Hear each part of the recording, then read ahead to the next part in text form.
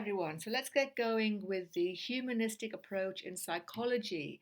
In a very short video here, I'm going to give you a good revision session, I hope, but also show you how to get 16 marks really easily.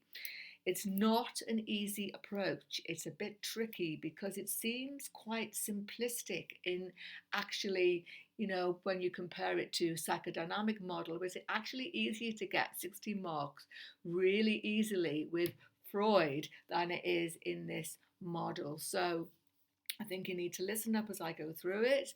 You may want to go and maybe grab a bit of paper and make a few notes as well and sort of stop the video, then come back in a minute. All right, because if you just do this nice little brilliant plan I've got here for you, you probably get a D because you need to expand on these things in the way I'm going to talk about. You need to make sure that you've got the real linking in, between these AO1s and these AO3s. AO1 here and there's the AO3. So let's get going then. What are the main concepts? They are free will. But if you just say this model says we've all got free will and then you move on, you won't even have got a single mark because you've not explained what it means within the context of this model. So the first and easiest way is you need to compare the model to other models such as psychodynamic model, biological model, social learning maybe, but certainly behavioral model where we are not having free will. And that means, we either have free will or we don't, okay? And if you've seen the free will determinism debate, it's fairly obvious that we actually don't have much free will. So, really, what the model is saying is it's far better to believe you've got free will. It's far better to have that maybe outlook on life because it makes things work out far better for you. And that was one of the AO3s in the free will determinism debate. Right, so this model argues that we do have free will, but, here's a big but, only when we have self-awareness. We need to be aware that we are conditioned and move beyond it. We need to be really saying, yeah, I've had some difficult childhood problems. My mother was like this, my father was like this, I've been conditioned, I've had these issues, these traumas in my life, but you are going to accept them and not blame yourself, and then you've got free will. So it actually links in very, very nicely at a high level, at a really a star level with the Rogers therapy, because Rogers' theory and his therapy, person-centered therapy, is all about self-acceptance, okay, and not letting yourself be dragged down by things that you cannot control. So they're the overall concepts then, very, very different to all the other models and approaches in psychology. It stands alone in that way. It stands alone in that way, but that in a way creates some very difficult things here, because even though it's a very free thinking, everybody's got control, can make your own life, make your own destiny, how you can do that and what you're aiming for in life here are always very vague. So, Maslow's hierarchy of needs, number 2, explain it as a theory. You just go through them. I've not written them in here because you know them by now. The basic one is, of course, missing. Do you know what it is these days? It's not just have I got enough food and shelter and have I got enough clothes? No, none of that matters. What's the most important things, guys? Wi-Fi. Wi-Fi is the bottom thing. Without Wi-Fi, who needs food and drink? Yeah, I know that's being facetious. Sorry, everyone, but there you go. Of course, the real thing is we need food and shelter and warmth. And then we can move on, to doing all the other things in life we need, such as having our family, having our kids, having our career, and having self-esteem through doing all of these things and our lovely relationships. And then we can realize our full potential. Now, when you're explaining Maslow's model, you need to understand why he created it. And I don't think students sometimes get this. So here it is. Yeah, it's obvious that we all need food and water and we need to have somewhere to live. And it's really nice if we've got friends and horrible if we don't. And we need to have a nice love relationship. It's horrible if we don't. And it's nice if we love ourselves and horrible if we don't. But was that what he was really on about? No. What he's really on about is this. These are the needs of the other non human animals, okay? Non human animals need warmth, shelters, they need food, they need relationships, they need families, and they need to feel safe and secure. And they actually have a fair bit of self esteem as well. If you've ever seen monkeys in their hierarchy, the top monkey has a whole pile of self esteem, you know, and he certainly gets all the females to think that as well. So, anyway, what I'm saying is, really, this is about human potential. Human potential. Maslow is arguing that as human beings, we are going one step beyond the animals. We can, do this one here, okay, which is self actualize. Now, if you've done this in your course, you've probably heard that it's a very vague concept and it doesn't make any sense, and just ignore it. You mustn't, because the whole point of this pyramid is to get to the top. If we don't have the top, if we get rid of it, it's not a hierarchy of needs anymore. We need that top bit as much as we need our warmth and our shelter and our clothes, according to Maslow. In fact, what he's really arguing, and this is a bit, slightly controversial, that you've not lived a full human life. You might as well have been a monkey or a dog, dare I say it, if you don't realize yourself. So it's not so right on as you think it is, this model, okay? What he's arguing is, if you don't realize, or I'm using the word self-realization, I think you might have learned the word self-actualization, all means the same thing. If you've not found what your purpose is in life, which is very unique, you've not hit the button, okay? And he never said this can only happen when you're 99. This can happen anytime. It's about finding a purpose in life.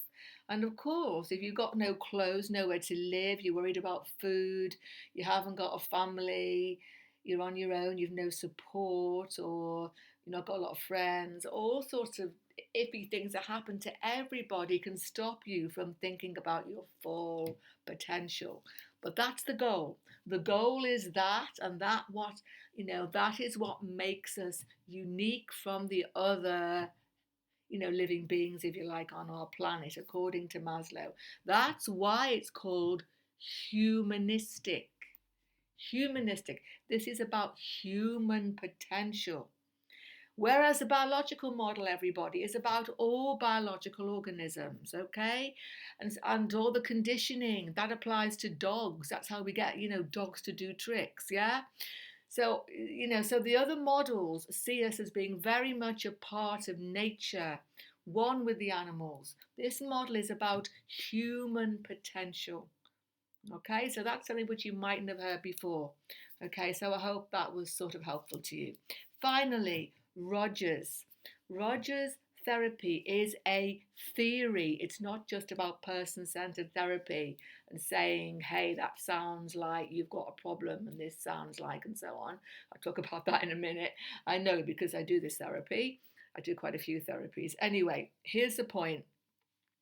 Rogers' theory is that we need to have a very accurate, really clear idea of who we are, okay?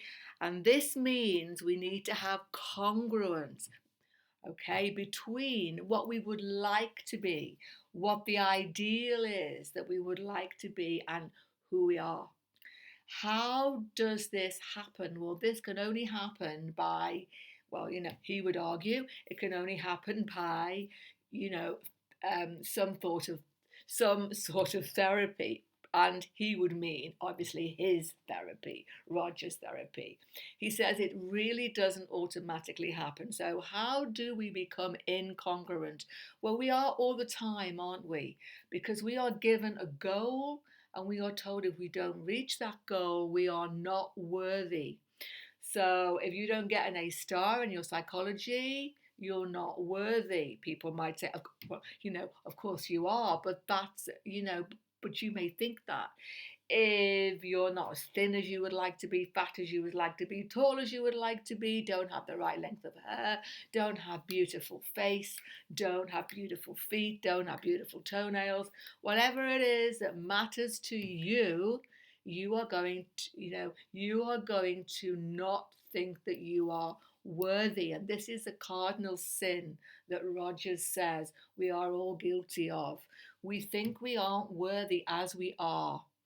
We are judging ourselves, and therefore we will never be happy and our lives will never be productive. So, his therapy is aimed at increasing self worth. How does it happen? Well, because everybody else in your life, it may be your teachers, it may be your parents, it may be your friends, it may be the media, is telling you that you're not good enough as you are. You've got to change that, and you've got to learn to accept yourself exactly as you are. And that's one of the good old techniques in the Rogers therapy that I learned a long time ago. You go to a mirror, and you can try this, everyone. You look in a mirror. In fact, just before the exams might be a really good time to try it. You go to a mirror and you look in the mirror and you say your name. Let's say your name is Lauren, or your name is Tom or something. And you say, "Hi, Tom." Look in your own eyes. Don't laugh. Do it seriously. And you have to talk to yourself as though you're like another person. I really accept you exactly as you are.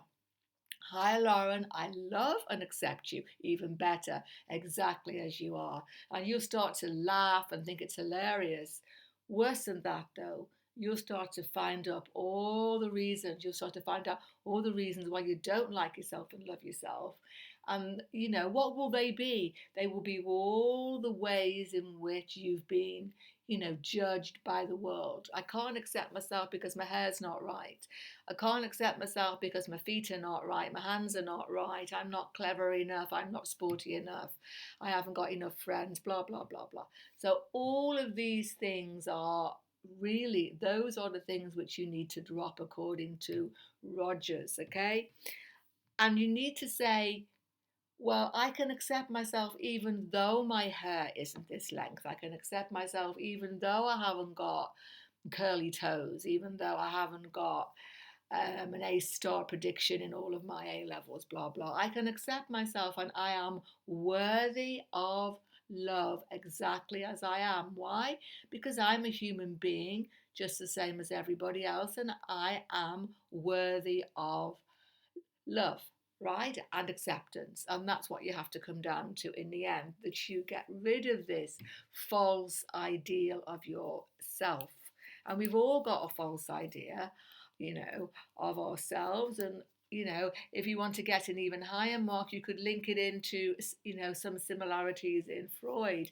E.g., Freud would be we'll be arguing that we've got this super ego which tells us we are bad people and horrible people if we don't do this, and you must do that, and you must have this, and if you don't, you're bad. So it's a bit like a super ego, this idea that this false self that we have to be perfect, okay? So it's all about, you need to go into therapy, and it needs to work like this. So listen how it works. It works because you get a therapist who doesn't in any way judge you, who will not even interrupt you. You'll be allowed to talk and talk for ages, and all they'll say is, "Oh, it sounds like you're feeling upset about that. It sounds like your mother didn't trust you," and so on and so forth. And whatever you say, and here's the key thing about his therapy, even if I have to say something horrible now, even if you're a mass murderer, or you've done some pretty nasty deeds in the world, the therapist has to actually accept you. They can't judge you, because if they do that, you've lost the plot in this model. They can't judge you. They can't become a new parent. Okay, they need to accept you as you are. Okay, you made some mistakes, you've done some horrible deeds, but still you are worthy. And the idea is, and it's a very good theory, that if we can accept people as they are, they will change. They will change into far better people. Okay, so that's it. They are the main AO1s, and let's go on to AO3s now. 4 AO3s here, more than enough for 10 marks if you take a few notes around it. The model is anti-reductionist because it's not saying that there is one cause of any behaviour. It's not your serotonin, it's not your conditioning, it's not, thinking of Freud, it's not your subconscious mind. It's not reducing everything to one factor, and that is good. Why is it good? Because it sees the whole self. It sees everything that is in your life as being important, okay? Um, and therefore, it's not only not reductionist, it's also anti-scientific, which is also a negative. So you can say on the good side, it's not reductionist, it's not reducing. And again, if you want to get a top mark here, you want to go and look at that reductionism, holism video I've done. You have to show that you understand this. It's not reductionist, it's holistic. And therefore, it's got all the good things that you can mention from the AO3s on that video, and you can bring them in here. It is holistic, but the minus is if we go for holism, we are not scientific. And what's the problem with that? If we are, if you've got a real issue, like let's say, and this one's a good one to mention, everyone. If you've got a schizophrenia, let's say, and you're hearing sort of voices and seeing things, and your life is chaotic and everybody's life around you has become chaotic, we could put you into therapy and say, hey, yeah, it sounds like that was an interesting voice which you heard, and it may work long term. It may be quite good to be accepted as a schizophrenic, or to stop. Actually, that was my mistake. You don't accept them as a schizophrenic, but you don't label them. You just say, yeah, interesting, voices. What did they say? Tell me more about the voices. And actually, what you're doing is you are accepting and not judging the person. And the idea is, with that sort of love and unconditional, that's another word, by the way, I forgot to mention there, it needs to be unconditional regard. So when you go into therapy, you would say to this schizophrenic, everything they say, you would be very positive about and accepting about, in a very sympathetic way with no judgment. So when you give them unconditional positive regard, they may begin to calm down a bit, because don't forget, schizophrenia, if you've done this in your course, can also be actually coming from family dynamics and from very judgmental schizophrenogenic mothers who judge you and demand certain things of you. So it could work, but here's it, this is a minus point. It's not reductionist, and so we can accept people as a human being with human potential, but can we treat them? Can we give them a pill? No, that's not what the model's all about. And so, because we can't decide, well, the problem is they're high dopamine, we can't give them an antipsychotic drug in this model. And if we did give them that drug, they would immediately feel better. Immediately, they would get rid of the schizophrenia that is making their life very difficult. And everybody else around them, it's making their life difficult too, because we don't accept it as a way of behaviour. So it's a very deep thing, this, okay? It doesn't work if we need to make people better now. It doesn't work if we don't want to lock them away in some institution either, because this therapy doesn't work overnight. So for some things like schizophrenia, it's not very practical. It's not very practical. It's a positive view of human potential. I've mentioned all of this already, really. you need to go back to what I said earlier on in the video. It's a very positive view of human potential. That's a good thing. Why though? Because the other models are not. And you need to be very clear where that has a problem. Let's take one example of a negative view of human potential, Freud. It has to be said that Sigmund Freud had a pretty negative view of us all. He saw us all ultimately living with a death wish, not to kill ourselves, by the way, but that everything that we do ultimately brings us down to a lower and lower level, and that, depression is almost normal for human beings. He would say, well, how can you not be depressed? Just look at the world around you right now. Go on the news and have a look. It's not full of happy, wonderful things. It's full of 99% nasty, horrible things and 1% happy things. So if you are in tune with reality, Freud would say, you probably will be a bit depressed, mate. That's life. And we are doing everything we can to hide that horror. And where does it all go? Of course, you all know the answer. It goes into your subconscious mind. And that's why you develop phobias and anxieties and OCDs. Okay, because the world is telling you everything's okay out there, but actually it's not okay. All right, so that's what Freud would say. But this model says, now hold on a minute. There's a lot of horrible things going on, and human beings can be pretty nasty. But let's not focus on that. Let's focus on the 1% in the news. Let's focus on the good stuff happening. Because, and it is a very good point, if we ignore that, we minimize that, how can we have more of it? So that's why it's a positive view of human potential. Minus points, it's thoroughly Western. This model could never have come from anybody else but somebody who's living in a Western culture. Because when you have a non-Western, and don't forget, it's not about East and West, e.g., if you've been taught this right, then you will understand that it means and again, if you look at my video about the cultural bias, it'll be very, very clear there. When you've got a culture where it's all about the whole of the,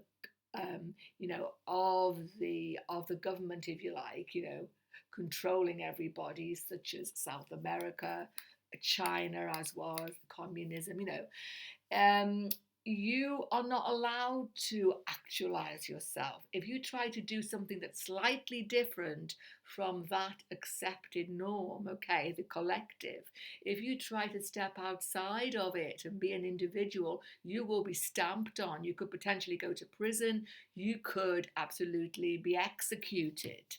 So if you try to put into play this humanistic model in the countries like, I'll have to name someone. Let's have Iraq, Iran now, unfortunately. China, I don't know if things have slightly changed there. Maybe Guatemala for sure, and some of the South American countries. If you try to put into play this individualism, you are really putting yourself at risk. So it's got a huge Western bias.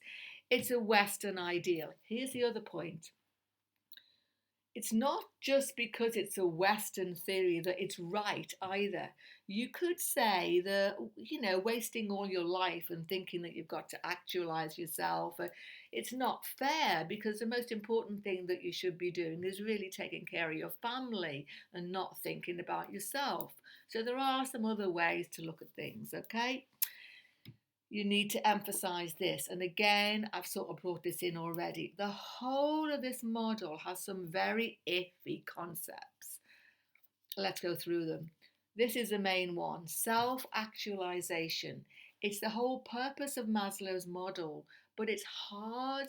Here's the first point. It's really hard to say if you have self-actualized, because the next moment you might feel like you don't believe in yourself anymore. So have you now self-actualized?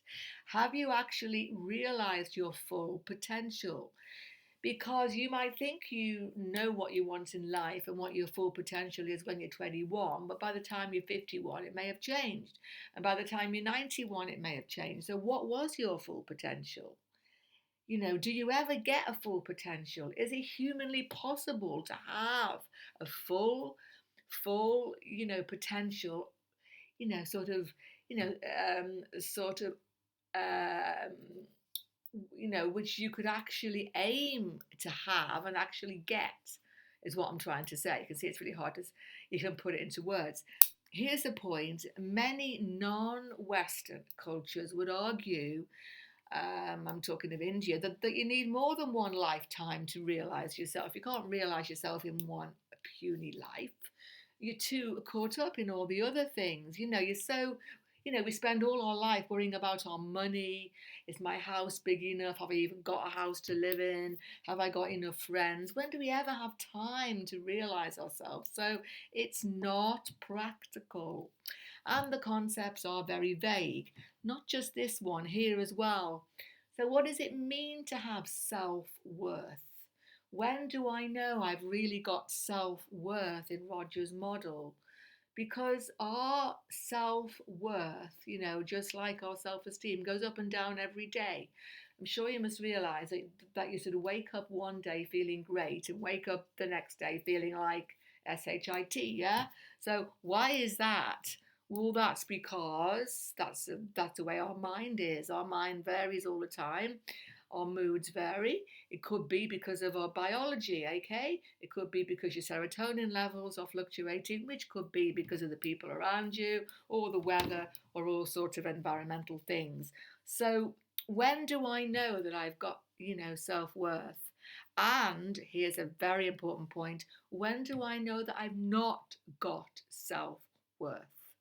So they're very vague, wonderful, unreductionist, humanistic concepts, but they're not very usable sometimes. In this therapy, they are. But now here's a really good AO3 point. I hope you got this far with the video, because you're going to get a gem now. Here it is. You won't find it in very many textbooks. This model has a real problem when it comes to scientific validity. Didn't put it on here. Okay, but honestly, if I'm marking this and I'm an examiner and I saw this, I think, wow, this person's really got it. Because scientific, validity means that we can test it. We can test the theory and test the concepts and make people happier, make people better. But, how do I test Roger's therapy?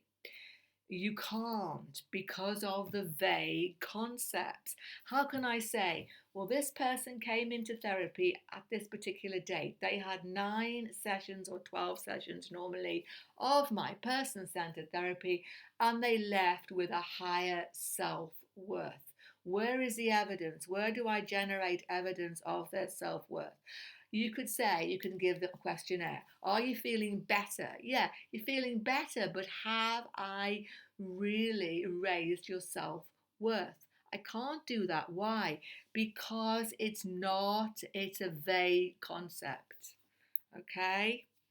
Are you more congruent? Are you more congruent now than you were when you started my therapy? I can't measure it. There are no measures, no scales to do that. Therefore, it's not scientifically valid and testable. But to get a top mark, you need to compare it to a therapy which is, and I'm sure you all know, which one that is. If you've been taught it correctly, it is CBT. CBT is hugely measurable. There is a volume of research on CBT that would line from the top of England to the south coast, or from the top of Scotland rather to the south coast. It's ginormous because it's so easy, to do a test on the on, and the word is the outcome, sorry, on the outcome of CBT. So again, make a note of the word outcome.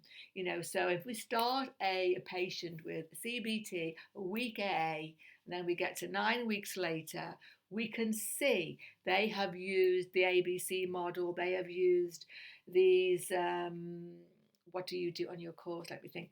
ABC model, they've done getting rid of negative automatic thoughts, NATs, and so on. And you can say exactly what you gave them, exactly how much homework they did, and exactly what the outcome was. Therefore, CBT is hugely practical and scientific. This whole model, particularly the therapy, and don't forget, a therapy is the application of the model. The therapy, if the therapy doesn't work, then the whole model is rubbish. Because if Freudian therapy didn't work, then all of his theories would be rubbish, right? So if this therapy, person-centered therapy, doesn't work, then the whole of it's rubbish. Well, it may work, but we can't get scientific evidence of the outcomes that we can replicate. So get all those words in. Replication, scientific outcomes, we can't get them, but we can with CBT. You've just won yourself an absolute load of marks with that. So I'm giving it away here, guys. I hope that was useful. If you've got an 8 marker, you just have to cut it down, that's all. Okay, good luck to everybody. Bye for now.